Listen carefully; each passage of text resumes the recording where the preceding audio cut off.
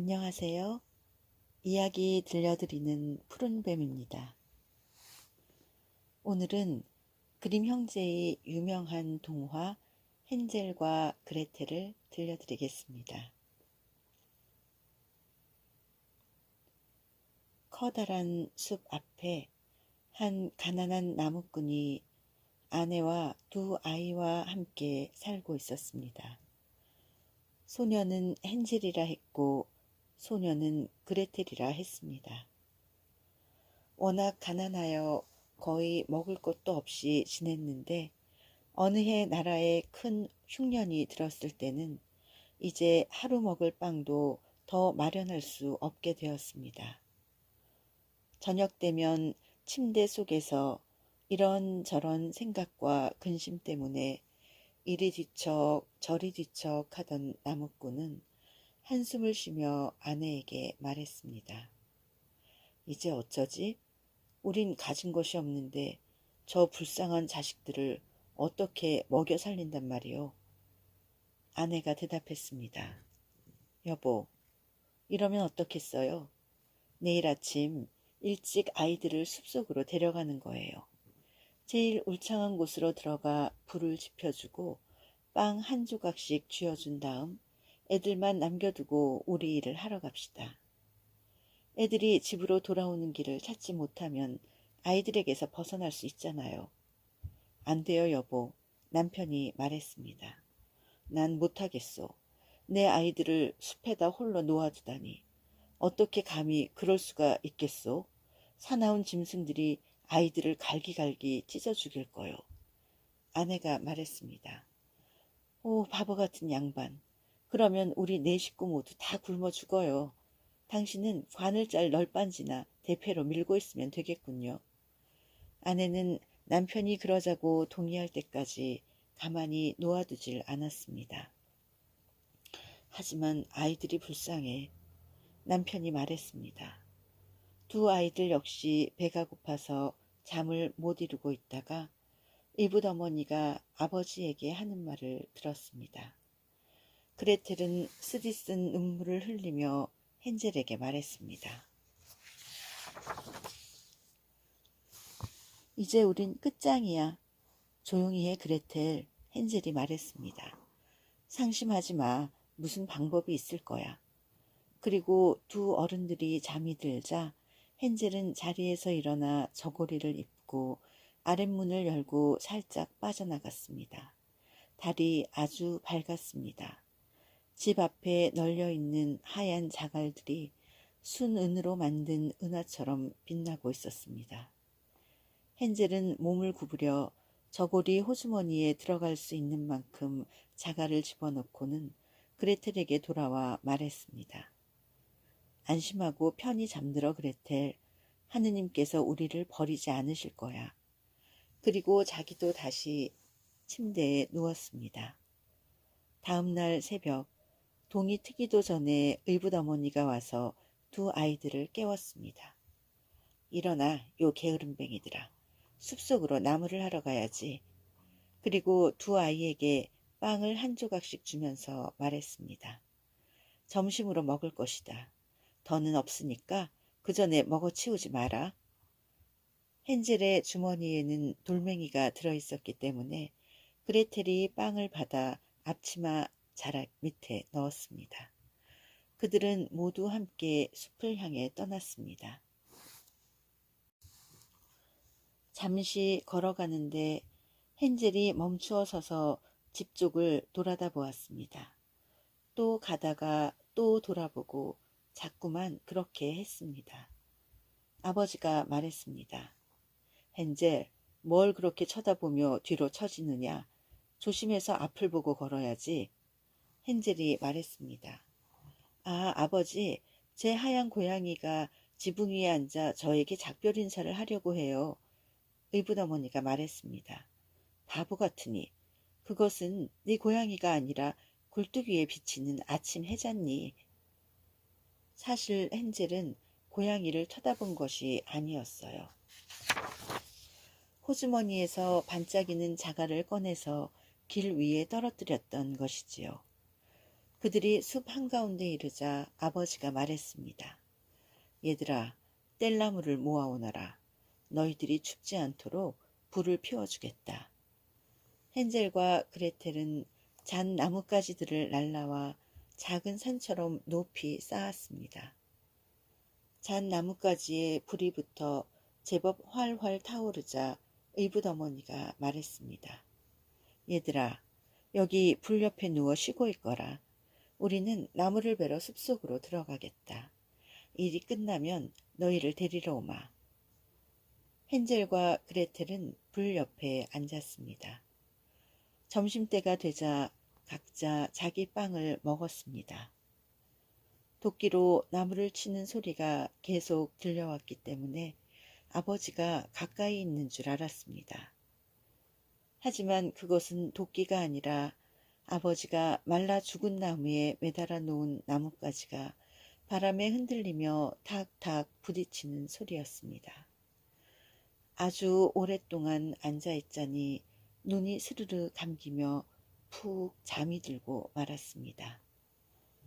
깨어나 보니 벌써 아주 깜깜한 밤이었어요.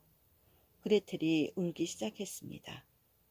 어떻게 이 숲을 빠져나간담? 헨젤은 동생을 위로했습니다. 달이 뜰 때까지 잠깐만 기다려. 그러면 길을 찾을 수 있을 거야. 둥근 달이 떠오르자 헨젤은 누이 동생의 손을 잡고 자갈들을 따라 걸었습니다.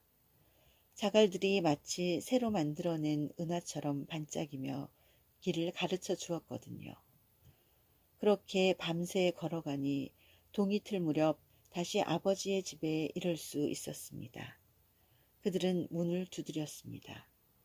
의붓어머니가 문을 열고 헨젤과 그레텔이 온 것을 보자 말했습니다. 요런 나쁜 녀석들, 숲속에서 무슨 잠을 그렇게 오래 자는 거냐? 우리는 너희들이 다시는 돌아오지 않으려는 줄 알았다. 그러나 아버지는 그들을 그렇게 남겨두었던 것이 마음에 걸렸던 터라 그들을 보고 기뻐했습니다. 오래지 않아 다시 나라한 구석구석에 굶주림이 찾아왔습니다.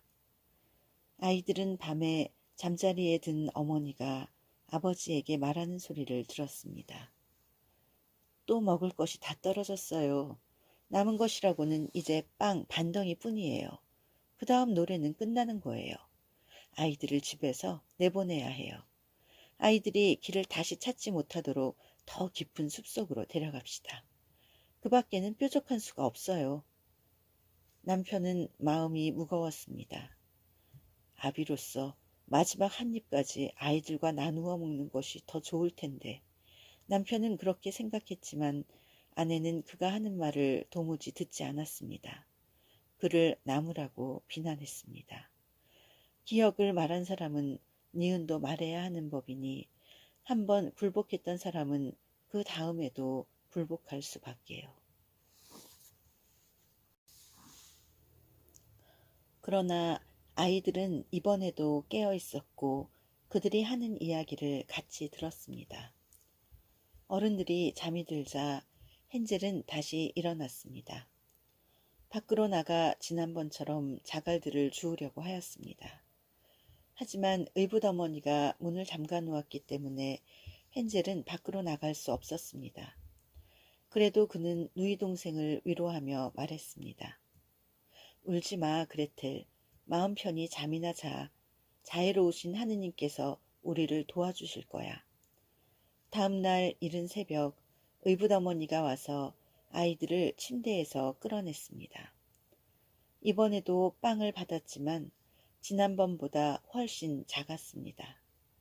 숲으로 가는 길에 헨젤은 주머니에서 빵을 잘게 조각내어 땅 위에다 던지느라 자주 걸음을 멈추었습니다. 헨젤, 왜 그렇게 돌아다 보고 서 있는 거냐? 갈 길을 가야지. 아버지가 말했습니다. 아버지, 제 비둘기가 지붕 위에 앉아서 저에게 작별 인사를 하고 싶어 해요. 헨젤이 대답했습니다. 바보 같으니 그것은 너의 비둘기가 아니라 굴뚝위에서 빛나는 아침 해잖니. 이브어머니가 말했습니다. 헨젤은 빵 부스러기를 하나씩 전부 길에다 던졌습니다. 이브어머니는 아이들을 숲속 더 깊은 곳으로 데리고 갔습니다. 한 번도 가보지 못한 곳이었습니다. 다시 커다란 모닥불을 피워놓고 어머니가 말했습니다. 얘들아, 앉아서 기다리고 있거라. 피곤하면 조금 잠을 자도 좋다. 우리는 숲에 가서 나무를 하다가 저녁 때 일이 끝나면 너희들을 데리러 오마. 정오가 되자 그레텔은 자기 빵을 헨젤과 나누어 먹었습니다. 헨젤의 빵을 모두 길바닥에 뿌렸기 때문이지요. 그 다음 그들은 잠이 들었어요. 하지만 저녁이 다 지나도 이 불쌍한 아이들을 찾아오는 사람은 없었습니다. 그들은 캄캄한 밤중에야 눈을 떴고 헨젤은 누이 동생을 위로하며 말했습니다. 기다려 그레텔, 달이 뜨면 내가 뿌려놓은 빵 부스러기들이 보일 거야. 그러면 그것을 따라 집으로 가면 돼. 달이 떠올랐습니다. 아이들은 길을 떠났지만 빵 부스러기는 하나도 찾지 못했습니다. 숲과 들판에서 이리저리 날아다니는 수많은 새들이 모두 쪼아 먹었기 때문입니다. 헨젤이 그레텔에게 말했습니다. 틀림없이 길을 찾을 수 있을 거야. 그러나 그들은 길을 찾지 못했습니다. 밤새도록 걷고 또 하루를 아침부터 저녁까지 걸었지만 숲을 빠져나갈 수 없었습니다. 너무 배가 고팠습니다. 땅바닥에서 찾아낸 딸기 몇 개밖에는 먹은 것이 없었습니다. 너무 지친 나머지 다리도 움직이려 들지 않았습니다. 그들은 어느 나무 아래 쓰러져 잠이 들었습니다. 아버지의 집을 떠나서 벌써 세 번째의 아침을 맞았습니다. 그들은 다시 걷기 시작했어요.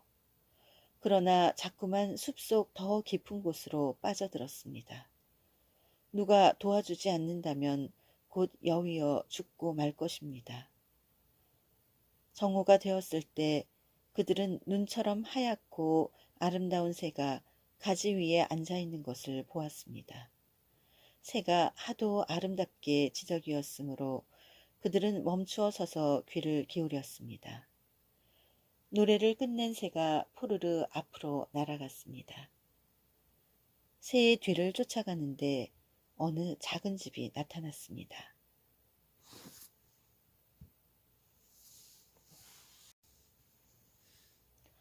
새는 그 지붕 위에 앉았습니다.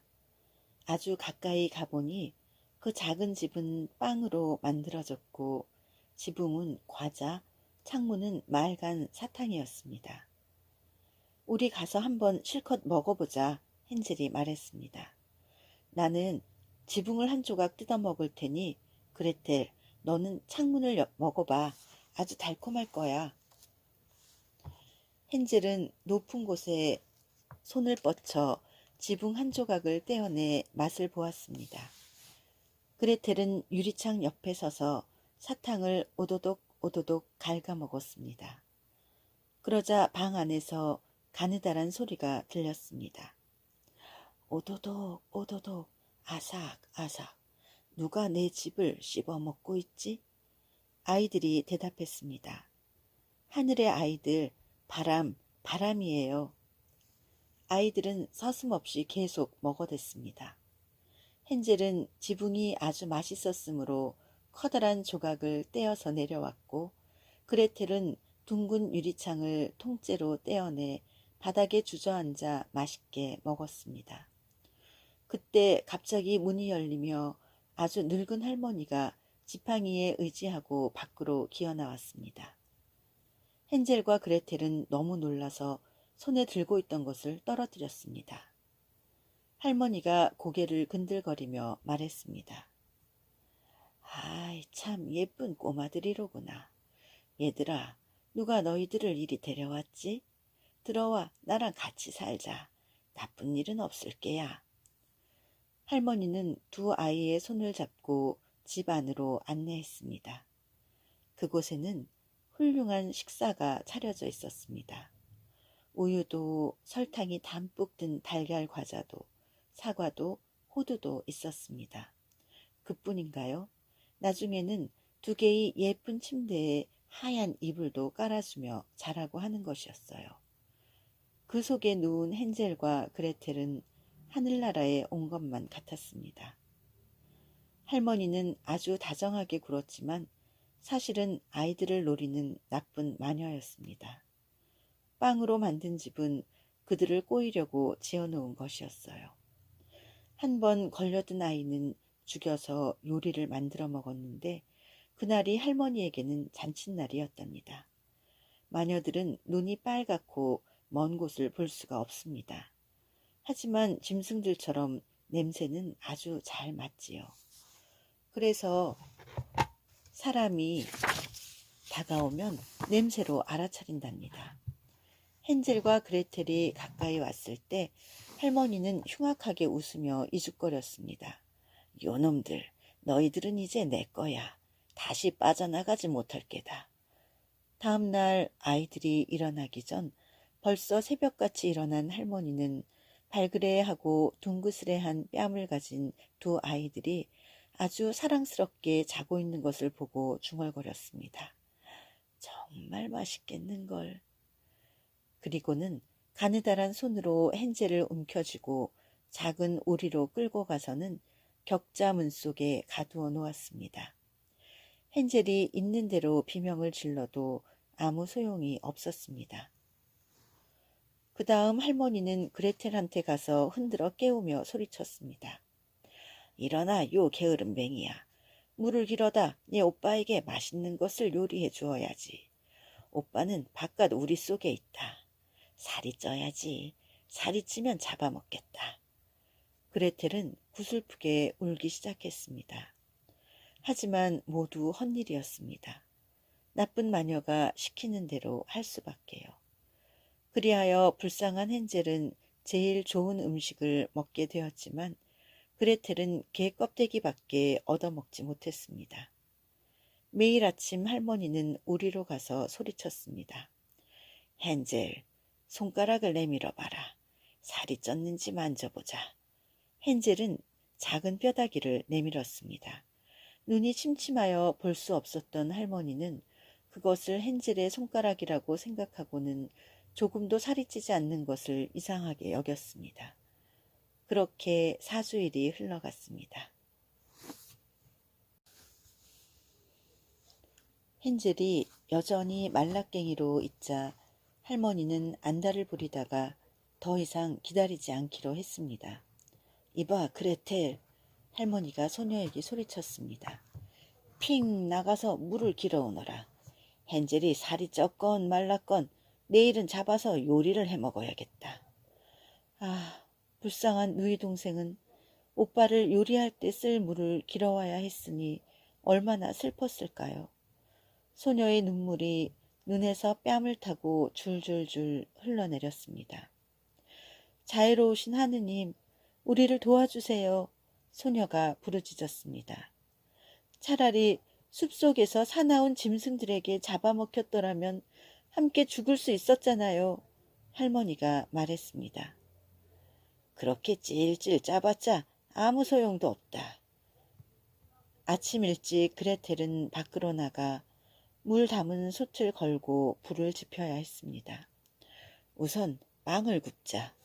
할머니가 말했습니다. 빵 굽는 가마는 벌써 뜨겁게 해놓았고 반죽도 만들어 놓았다. 할머니는 불쌍한 그레텔을 빵 굽는 가마로 밀었습니다. 가마 속에선 벌써 불꽃이 활활 일고 있었습니다. 기어들어가 잘 데워졌나 살펴봐라. 그래야 빵을 가마에 넣을 수 있으니까. 그레텔이 그 안에 들어가면 가마를 닫을 속셈이었습니다. 거기다 그레텔을 구워 헨젤하고 같이 먹어버리려고요. 그레텔은 할머니가 무슨 생각을 하는지 알아차리고 말했습니다. 어떻게 해야 하는지 잘 모르겠어요. 어떻게 들어가야 하지요? 멍청한 계집애 같으니. 할머니가 말했습니다. 구멍이 얼마나 넓은데 그래? 잘 봐. 나도 들어갈 수 있을 정도잖아. 할머니는 비실비실 가까이 다가가 고개를 빵가마 속에 넣었습니다. 그때 그레텔이 할머니를 속으로 툭 밀쳐넣고 철문을 닫고 빗장을 걸었습니다. 으악! 할머니가 울부짖기 시작했습니다. 아주 끔찍했습니다. 그레텔은 도망쳤습니다. 그리하여 교활한 마녀는 비참하게 타 죽고 말았습니다. 그레텔은 곧장 헨젤에게 가서 우리의 문을 열고 소리쳤습니다. 오빠, 우린 살았어. 늙은 마녀가 죽었어. 헨젤이 마치 세상에 갇혔던 새가 문이 열려 나오듯이 우리에서 뛰쳐나왔습니다. 얼마나 기뻤던지요. 서로 와락 목을 얼싸안고 깡충깡충 빙글빙글 돌면서 입을 맞추었습니다. 이제는 더 무서워할 필요가 없었기 때문에 마녀의 집으로 들어갔습니다. 구석구석 진주와 보석들이 들어있는 괴짝이 있었습니다. 자갈보다 더 좋은데? 헨젤이 말했습니다. 그리고 주머니에 들어가는 만큼 다 넣었습니다. 그레텔이 말했습니다. 나도 뭘 좀 가져가야지. 그리고 앞치마에 가득 채웠습니다. 하지만 지금 떠나야 해. 그래야 마녀의 숲에서 빠져나갈 거야. 헨젤이 말했습니다.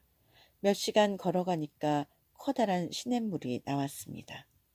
건너갈 수 없겠다. 헨젤이 말했습니다. 징검다리도 나무다리도 없어. 배도 없어. 그레텔이 대답했습니다. 그렇지만 저기 하얀 오리가 헤엄을 치고 있어. 부탁하면 건네줄 거야. 그레텔이 오리를 불렀습니다. 오리야, 오리야, 그레텔과 헨젤이 여기 있단다. 징검다리도 나무다리도 없구나. 우리를 네 하얀 등에 태워주렴. 오리가 다가왔습니다. 헨젤이 올라타고는 누이에게 옆에 앉으라고 말했습니다. 그레텔이 대답했습니다. 아니야, 오리한테 너무 무거워. 차례차례 데려다 달라고 해야지. 착한 짐승은 그렇게 했습니다. 다행히 그들이 저쪽으로 건너가 조금 더 걸어가니까 눈에 익은 숲이 나타났습니다. 점점 더 숲이 눈에 익더니 마침내 저 멀리 아버지의 집이 보였습니다. 그러자 그들은 달리기 시작했습니다. 와락 문을 열고 거실로 들어가 아버지의 목을 얼싸안았습니다. 아버지는 아이들을 숲에다 버리고 온 다음부터 조금도 즐겁지 않았습니다. 그동안 의붓어머니는 죽고 없었습니다.